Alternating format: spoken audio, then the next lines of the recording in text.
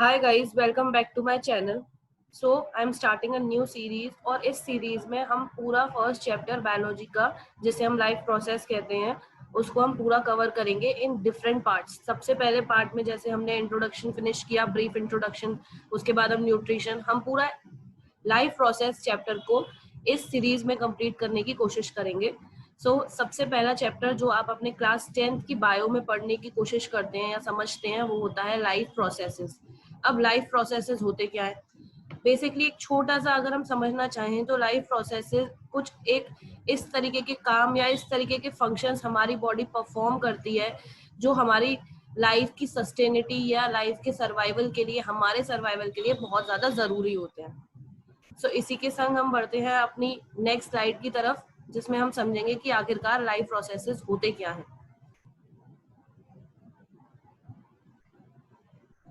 तो जैसे कि आप अपनी स्क्रीन पे देख पा रहे होंगे, लाइफ प्रोसेसेस एक ऐसे फंक्शंस, ऐसे एक बेसिक फंक्शन होते हैं जो हर लिविंग बीइंग के द्वारा परफॉर्म होते हैं ताकि वो अपनी लाइफ को इस अर्थ पे मेंटेन कर सके, मतलब सस्टेनिटी हो सके, सर्वाइवल उसका हम ये कह सकते हैं मेंटेन हो सके और कंटिन्यूटी हो सके उसकी लाइफ की अर्थ पे।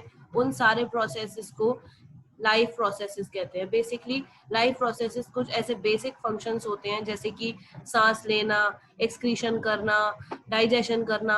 अगर ये सारे प्रोसेस हमारी बॉडी नहीं करेगी तो इससे क्या होगा, हमारी बॉडी धीरे धीरे करके बैकफ्लैश में जाएगी या फिर उसके कोई ना कोई ऑर्गन, कोई ना कोई बॉडी पार्ट अफेक्ट होने लगेगा। तो हमारी बॉडी हमारी लाइफ की सस्टेनिटी के लिए, सर्वाइवल के लिए हमें जरूरी है सारे बेसिक फंक्शंस परफॉर्म करना इन the form of life processes. अब लाइफ प्रोसेसेस जो होते हैं वो सारे लिविंग ऑर्गेनिजम्स के लिए कॉमन होते हैं। जैसे कि एक डॉग है, वो भी रेस्पायरेशन करता है, उसी की तरह हम भी रेस्पायरेशन करते हैं। वहीं पे डॉग भी एक्सक्रीशन करता है, हम भी एक्सक्रीशन करते हैं।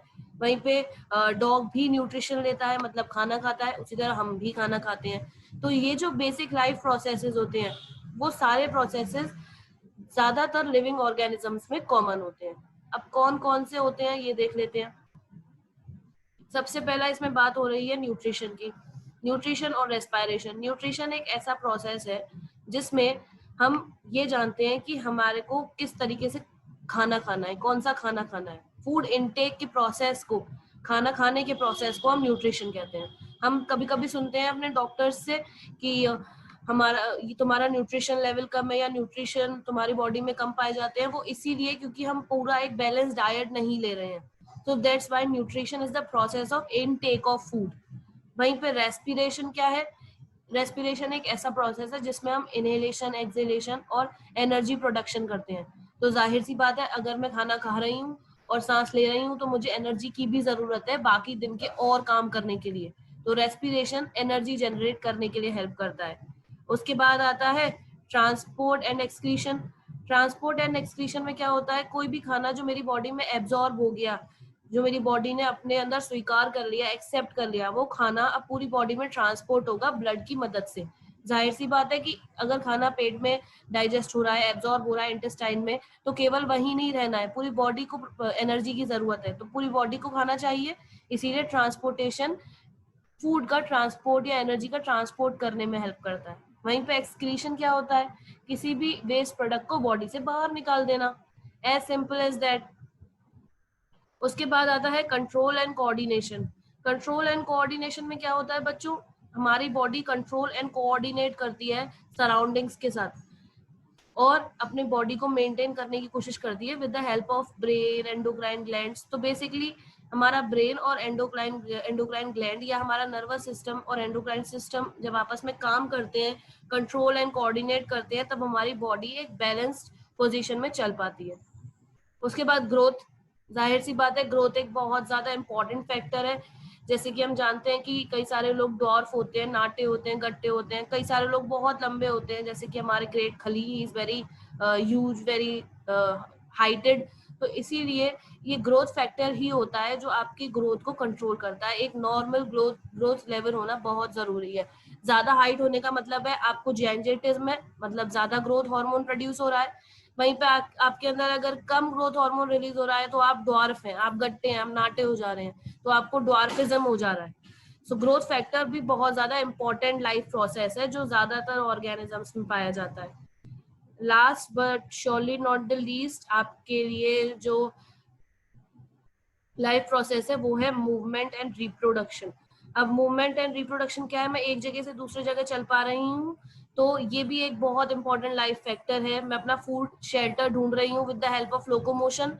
वहीं पर रिप्रोडक्शन एक बहुत ज्यादा इंपॉर्टेंट है. फॉर एग्जाम्पल, अगर रिप्रोडक्शन खत्म हो जाए, सबसे पहले रिप्रोडक्शन होता क्या है बच्चों, रिप्रोडक्शन एक ऐसा लाइफ प्रोसेस है जिसमें एक ऑर्गेनिजम्स अपने ऑफस्प्रिंग्स प्रोड्यूस करता है for the continuity of the species. तो उसमें क्या हो रहा है कि अगर रिप्रोडक्शन खत्म हो जाता है तो पूरी की पूरी स्पीशीज ही खत्म हो जाती हैं, जिसकी वजह से आपको बहुत ज्यादा जरूरत है रिप्रोडक्शन को एक इम्पॉर्टेंट लाइफ प्रोसेस मानने की. सो इसी के साथ हमने लाइफ प्रोसेस क्या होते हैं, बेसिक लाइफ प्रोसेस किसके लिविंग ऑर्गेनिज्म तक बाउंड होते हैं, और कितने तरीके के लाइफ प्रोसेसेस पाए जाते हैं जो बहुत जरूरी हैं, वो हमने इस स्लाइड में पढ़ लिए हैं. इसी के संग हम अपनी नेक्स्ट स्लाइड पे बढ़ते हैं.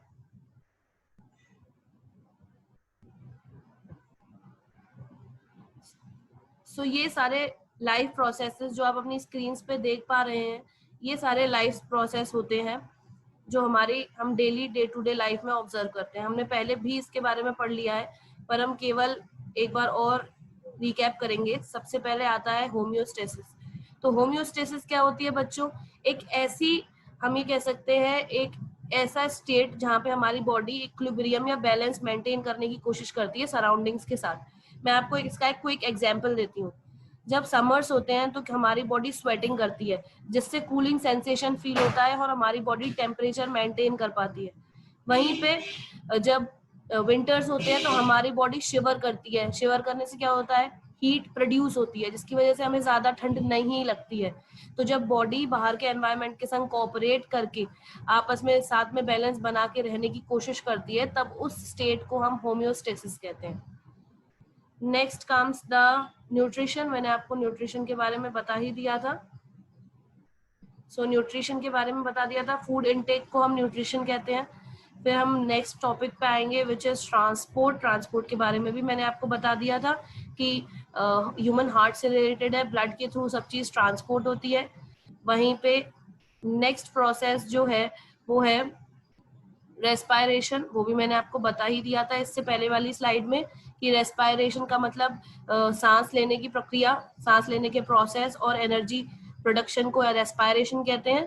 फिर उसके बाद नेक्स्ट है हमारा सिंथेसिस. किसी भी चीज की सिंथेसिस, फॉर एग्जांपल हमारे हार्मोन्स की सिंथेसिस, हमारे नए नए एंजाइम्स की सिंथेसिस जो हमारी बॉडी के लिए जरूरी हैं. तो ये सब काम करने में भी हमारी बॉडी एक बहुत ज्यादा अहम रोल प्ले करती है, और ये एक बहुत ज्यादा इम्पोर्टेंट हम कह सकते हैं लाइफ प्रोसेस है, जिसकी वजह से जितनी भी चीज सिंथेसाइज होती हैं वो हमारी बॉडी में किसी न किसी तरीके से हेल्प करती हैं. फिर आता है ग्रोथ. ग्रोथ में बता ही चुकी हूँ आपको कि एक ग्रोथ फैक्टर होता है, एक ग्रोथ हार्मोन होता है जो हमारी ग्रोथ को स्टेबलाइज करता है, एक नॉर्मल ग्रोथ लेवल प्रोवाइड करने की हेल्प करता है. उसके बाद आता है एक्सक्रीशन. किसी भी तरीके के वेस्ट प्रोडक्ट को हमारी बॉडी से एक्सक्रीट आउट कर देना, that is known as excretion. फिर उसके बाद आता है रेगुलेशन. मतलब हमारी बॉडी प्रॉपर टाइम पे, हम ये कह सकते हैं प्रॉपर टाइम पे हम खाना खा रहे हैं या नहीं, प्रॉपर टाइम पे हमारी स्लीप वेक साइकिल है या नहीं, पूरी बॉडी का proper regulation in the terms of sleep, in the term of exercising, in the terms of water intake. तो सब चीज का जो रेगुलेटरी मैकेनिज्म है वो सब मेंटेन करने की कोशिश करता है रेगुलेशन लाइफ प्रोसेस. उसके बाद आता है रिप्रोडक्शन, जिसमें हम ये जानते हैं कि एक स्पीशी कैसे 2 में बदल रहे हैं, 2 से 4 में बदल रहे हैं. मतलब कि एक स्पीशी कोई भी जन्म देता है अपने ऑफस्प्रिंग्स को अपनी स्पीशीज के कंटिन्यूटी के लिए, तो उसको हम रिप्रोडक्शन कहते हैं. वहीं पे मेटाबॉलिज्म भी आ जाता है. मेटाबॉलिज्म एक बहुत ज्यादा इम्पोर्टेंट है बच्चों. हम इस 2-3 ऐसे लाइफ प्रोसेसेस हैं जो हम अपने 10th क्लास के सिलेबस में डीप में नहीं पढ़ने वाले, विच इज सबसे पहले तो होम्योस्टेसिस हम डीप में नहीं पढ़ेंगे, और उसके बाद हम सब सिंथेसिस को इतना डीप में नहीं पढ़ने वाले हैं. उसके बाद हम रेगुलेशन को भी इतना डीप में नहीं पढ़ने वाले हैं, और मेटाबॉलिज्म को भी इतना डीप में नहीं पढ़ने वाले हैं. तो ऐसे बेसिक चीजें जो हम पढ़ने वाले हैं 10th में, वो है nutrition, transport, respiration, growth, excretion, reproduction. ये सारी चीजें हम डीप में पढ़ने वाले हैं क्लास 10th में। पर अब मेटाबॉलिज्म की बात करते हैं, तो metabolism is the sum of total reactions taking place in the body. मेरी बॉडी में जितने भी रिएक्शन हो रहे हैं उन सबका टोटल कहलाया जाता है मेटाबॉलिज्म। अब मेटाबॉलिज्म किस चीज में हेल्प करता है? वो हेल्प करता है हमारे बॉडी के प्रॉपर डाइजेशन में।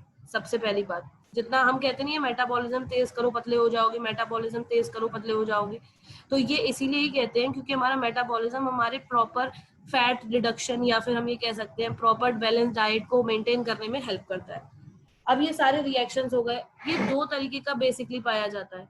पहला तो होता है एनाबॉलिज्म और दूसरा होता है कैटाबॉलिज्म। तो यहाँ पे मैं एना लिख देती हूँ फॉर डिनोटिंग द एनाबॉलिज्म, और एक होता है कैटाबॉलिज्म। तो ध्यान रखिए बच्चों,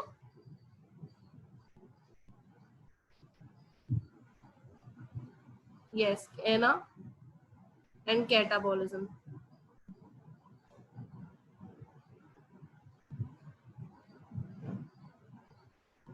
अब एना और कैटा में फर्क क्या है? एना में क्या होता है, जितनी भी चीजें हैं वो प्लस होती है, मतलब एडिशन हो रहा है, दो प्रोडक्ट्स का एडिशन हो रहा है, दो रिएक्टेंट्स का एडिशन हो रहा है। वहीं पे कैटाबॉलिज्म में कोई भी एक कंपाउंड दो या दो से ज्यादा में टूट रहा है। तो एना मीन्स ए से, जैसे एना होता है उसी तरह ए से एडिशन होता है, मतलब कोई भी दो चीजें जुड़ रही हैं। वहीं पे कैटा मीन्स कोई भी चीज ब्रेक हो रही है, सी से कैटा एंड सी से कट।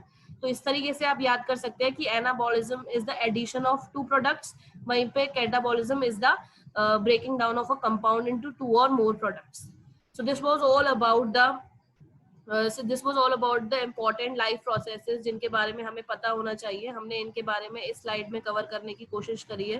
तो ये सारे प्रोसेस हमने आज की इस स्लाइड में खत्म किए हैं। यहाँ तक आई होप यहाँ तक सबको क्लियर हो गया होगा। इसी के संग हम अपनी नेक्स्ट स्लाइड पे बढ़ते हैं, विच इज कि कौन कौन से कैरेक्टरिस्टिक्स होते हैं लिविंग ऑर्गेनिज्म के। आखिरकार मैं कैसे जस्टिफाई करूं कि मैं लिविंग हूं या आप लिविंग है या कोई भी इंसान लिविंग है या कोई भी ऑर्गेनिज्म लिविंग है। तो वो मैं पता लगा सकती हूँ with the help of these all characteristics. ये जो कैरेक्टरिस्टिक्स आप देख पा रहे हैं, इन सब कैरेक्टरिस्टिक्स की मदद से मैं ये पता लगा सकती हूँ कि मेरे की सामने वाला लिविंग है या नहीं। सबसे पहले सेल्यूलर ऑर्गेनाइजेशन। जितनी भी चीजें, जितना भी कोई भी लिविंग होगा वो सब सेल से मिलके बना हुआ होगा। जैसे हमने क्लास 9th में सेल के बारे में पढ़ा था, सेल्यूलर ऑर्गेनाइजेशन का मतलब है वो सेल से मिलके बना हुआ होगा, तभी वो लिविंग है, वरना वो लिविंग नहीं ही कहलाया जाएगा, otherwise it is not living. उसके बाद न्यूट्रिशन, उसे न्यूट्रिशन की जरूरत है, उसे खाना खाने की जरूरत है, तभी वो कहलाया जाएगा लिविंग। उसके बाद ही और शी और ऑर्गेनिज्म मस्ट हैव ग्रोथ, वो ग्रोथ करना चाहिए किसी ना किसी तरीके से। फिर उसके बाद नेक्स्ट इज एक्सक्रीशन। अगर वो खाना खा रहा है तो जाहिर सी बात है उसको उसकी बॉडी से खाने को बाहर भी निकालना है। So removal of all the waste products from the body is necessary. अगर वो एक्सक्रीशन कर रहा है तभी वो लिविंग है। वहीं पे अगर वो रिप्रोडक्शन कर रहा है तब भी वो लिविंग है, क्योंकि उसकी स्पीशीज की कंटिन्यूटी भी जरूरी है लिविंग कहलाए जाने के लिए। उसके बाद आता है रेस्पिरेशन। जाहिर सी बात है सांस लेना एक बहुत इंपॉर्टेंट प्रोसेस है। तो अगर वो खाना खा रहा है, ग्रोथ कर रहा है, रिमूवल कर रहा है वेस्ट का, रिप्रोडक्शन कर रहा है, तो उसे सांस लेना भी जरूरी है। सांस लेना is the prime factor of living process. फिर आता है मूवमेंट। अगर मुझे खाना चाहिए तो फिर मैं उसको सर्च करने के लिए मूवमेंट भी करूंगी, मैं खाने को ढूंढने की कोशिश करूंगी, तो उसके लिए मुझे जरूरत है मूवमेंट की या लोकोमोशन की। उसके बाद आता है रेस्पॉन्स टू स्टिमुलस या रेस्पॉन्स टू चेंज, आसपास के एनवायरनमेंट की तरफ रेस्पॉन्स करना। अब इससे इससे क्या मतलब है बच्चों? इससे ये मतलब है कि हम अपने आसपास के सराउंडिंग से जितनी भी चीजें हैं उससे चेंज करते हैं। फॉर एग्जाम्पल, अगर मैंने किसी हॉट कप ऑफ टी को छुआ तो फिर मैं उससे अपना हाथ दूर कर लूंगी, बिकॉज ताकि मुझे गर्म ना लगे, हाथ में कहीं मुझे छाले ना हो जाए। तो इसीलिए मैं अपने आसपास के सराउंडिंग से चेंज करती हूँ या रेस्पॉन्स करती हूँ उसके टुवर्ड्स। हम इसको रेस्पॉन्स टू स्टिमुलस भी कहते हैं। तो इससे क्या होता है कि हमें पता लगता है कि हमें हमारे लिए क्या चीज सही है क्या गलत है। अगर कोई भी लिविंग है तो उसको ये वाला फैक्टर इंपॉर्टेंट बहुत है, वरना वो कुछ भी चीज से अगर रेस्पॉन्स नहीं करेगा तो फिर वो अपनी लाइफ को भी हार्म कर सकता है। तो this was all about response to change या रेस्पॉन्स टू स्टिमुलस। लास्ट आता है लाइफ साइकिल। अब जाहिर सी बात है वो लिविंग है तो उसकी एक स्पेसिफिक लाइफ साइकिल या लाइफ स्पैन होगा। For example humans being 60 to 80 years average life span जीते हैं। उसी तरीके से कुछ ऐसे ऑर्गेनिजम्स होते हैं जो बहुत ज्यादा उनकी लाइफ साइकिल होती है, लाइफ स्पैन होता है, जैसे कि टॉर्टोइज या टर्टल, ये 240 to 260 ईयर्स जीते हैं। उसी तरीके से जो मॉस्किटोज होते हैं वो मॉस्किटोज 1 to 2 वीक्स तक जीते हैं। तो किसी की लाइफ स्पैन बहुत ज्यादा है, किसी की एवरेज है और किसी की बहुत कम है। सो ये सब चीजें अगर कोई भी लिविंग थिंग पजेस करता है या एग्जिबिट करता है तो वो लिविंग कहलाया जाता है। ये सब चीजें उसके अंदर होना जरूरी है अगर उसे लिविंग कहलाया जाना है।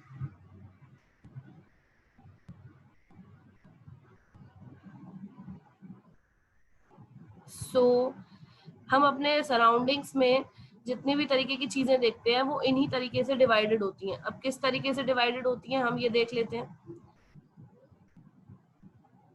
सबसे पहले तो आप देख सकते हैं जितनी भी चीजें things around us, for example जितनी भी चीजें हमारे आसपास हैं वो 2 भागों में डिवाइडेड होती हैं। सबसे पहले living things and then the non living things. और लिविंग थिंग्स में कौन कौन सी चीजें आ जाती हैं? जाहिर सी बात है कि प्लांट्स एंड एनिमल्स। वहीं पे नॉन लिविंग थिंग्स में कौन कौन सी चीजें आती हैं? Soil, sand, air, water, sunlight, ये सारी चीजें नॉन लिविंग थिंग्स में आ जाती हैं। इनके अलावा भी बहुत सारी चीजें होती हैं बच्चों। फॉर एग्जाम्पल की आपके आसपास वुड पाया जाता है इन the form of sofas, tables, bed. और भी बहुत सारी चीजें हैं, जैसे आपके आसपास प्लास्टिक के नॉन लिविंग थिंग्स पाई जाती हैं, जैसे चेयर, टेबल, स्टैंड्स। ये सारी चीजें भी नॉन लिविंग की कैटेगरी में आती हैं। तो कहने का मतलब ये है कि जितनी भी चीजें हमारे आसपास पाई जाती हैं they are in the form of living और non living. So living things comprised of plants and animals, and non-living things comprised of soil, sand, air, sunlight, and water. So this is all we are surrounded of. तो इन सब की कुछ कुछ characteristics मैंने यहाँ दोबारा mention करी हैं ताकि आपको फिर से एक बार क्लियर विजन मिल जाए कि हमने इससे पहली वाली स्लाइड में क्या पढ़ा था। सो यू कंटिन्यू विद, इनके पास एक वेल ऑर्गेनाइज बॉडी होनी चाहिए, सेल्यूलर बॉडी होनी चाहिए। वहीं पे इनको एनर्जी की भी जरूरत होती है अपनी डेली लाइफ के काम परफॉर्म करने के लिए। ये ग्रो करते हैं और साइज में इंक्रीमेंट करते हैं, इंक्रीज इन साइज होते हैं। जाहिर सी बात है ग्रोथ हो रही है तो किसी न किसी तरीके से बॉडी इंक्रीज होगी।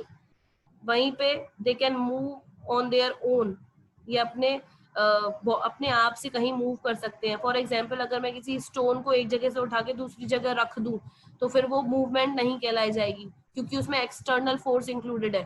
पर अगर कोई भी ऑर्गेनिज्म अपने आप से मूव करता है तो उसको हम लिविंग थिंग कहते हैं। वहीं पे रेस्पॉन्स टू स्टिमुलस या रेस्पॉन्स टू चेंज, जैसे कि मैंने आपको हॉट कप ऑफ टी का एग्जाम्पल दिया था। फिर next is reproduce young ones of their own kind. अब ऑफ देयर ओन काइंड का यहाँ बहुत इंपॉर्टेंट टॉपिक है। अगर ह्यूमंस हैं, जाहिर सी बात है कोई भी ह्यूमन पेरेंट है तो वो डॉग्स या कैट को जन्म नहीं देगा, वो जन्म देगा तो किसी भी अपने ओन काइंड को ही जन्म देगा। फॉर एग्जाम्पल ह्यूमंस को जन्म देंगे, डॉग्स को जन्म देंगे। तो रिप्रोडक्शन इज लिमिटेड टू जब आप अपने ही काइंड के यंग वंस को प्रोड्यूस करते हैं। फिर आता है they have a definite life span. जाहिर सी बात है उनका एक डेफिनेट लाइफ स्पैन होना भी जरूरी है। सो बच्चों आज की वीडियो में हम यहीं तक पढ़ेंगे। इससे नेक्स्ट जो पार्ट्स होंगे उसमें हम न्यूट्रिशन और लाइफ प्रोसेसेस के आगे के पार्ट्स के बारे में पढ़ेंगे। So thank you for watching this video. अगर आपको पसंद आती है तो आप इस पर लाइक करिए और इसको अपने सारे क्लासमेट्स के संग शेयर करिए ताकि आज इस लॉकडाउन के पीरियड में सब तक ये इम्पोर्टेंट टॉपिक या इम्पोर्टेंट चैप्टर शेयर हो पाए। So thank you so much for watching my video.